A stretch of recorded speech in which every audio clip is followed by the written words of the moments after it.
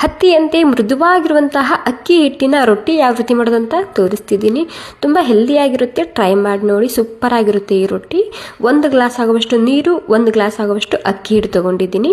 ಅಂದರೆ ಇಲ್ಲಿ ನೀರು ಮತ್ತು ಅಕ್ಕಿ ಹಿಟ್ಟು ಸಮ ಪ್ರಮಾಣದಲ್ಲಿ ಇರಬೇಕು. ರುಚಿಗೆ ತಕ್ಕಷ್ಟು ಉಪ್ಪು ಹಾಕೊಂಡಿನಿ. ಇವಾಗ ಈ ನೀರ ಫುಲ್ಲು ಕುದಿ ಬರಬೇಕು, ಅಲ್ಲಿ ತನಕ ನೀರನ್ನ ಕಾಯಿಸ್ಕೊಂಡು ತಗೋಬೇಕಾಗುತ್ತೆ. ಇವಾಗ ನೋಡಿ ಈ ನೀರನ್ನ ಇದರಲ್ಲಿ ಸೇರಿಸ್ತಿದ್ದೀನಿ.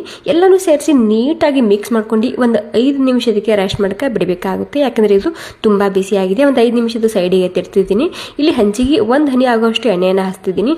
ಈ ರೀತಿ 1 ಹನಿ ಎಣ್ಣೆ ಹಚ್ಚೋದ್ರಿಂದ ರೊಟ್ಟಿ ವೈಟಾಗಿ ಬರುತ್ತೆ, ಕಲೆ ಬೀಳೋದಿಲ್ಲ. ಹೀಗಾಗಿ ಈ ಸ್ಟೆಪ್ನ ಫಾಲೋ ಮಾಡಿ ನೋಡಿ. ಇವಾಗ ಇಲ್ಲಿ ಹಿಟ್ಟು ಕೂಡ ಸ್ವಲ್ಪ ತಣ್ಣಗಾಗಿದೆ, ಸ್ವಲ್ಪ ಬಿಸಿಯಾಗೇ ಇರಬೇಕು. ಈ ರೀತಿ ನಾದುವಾಗ ನೀರು ಹಾಕ್ದೇನೆ ಹಾಗೇನೆ ನಾದ್ಕೋಬೇಕಾಗುತ್ತೆ.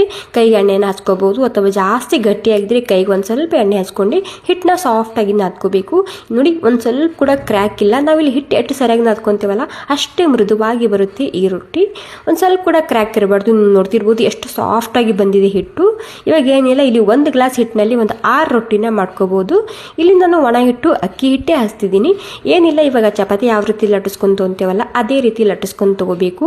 ಒಂದೇ ಸೈಡಿಗೆ ಲಟ್ಟಿಸ್ತಿದ್ದೀನಿ ನಾನು, ಅಂದರೆ ಇದನ್ನು ಎತ್ತಾಕಿ ಮಾಡ್ತಿಲ್ಲ. ಒಂದೇ ಸೈಡ್ನಲ್ಲಿ ಲಟ್ಟಿಸ್ಕೊಂಡು ತಗೊಂಡಿದ್ದೀನಿ. ಸ್ವಲ್ಪ ದಪ್ಪನೇ ಇರಲಿ.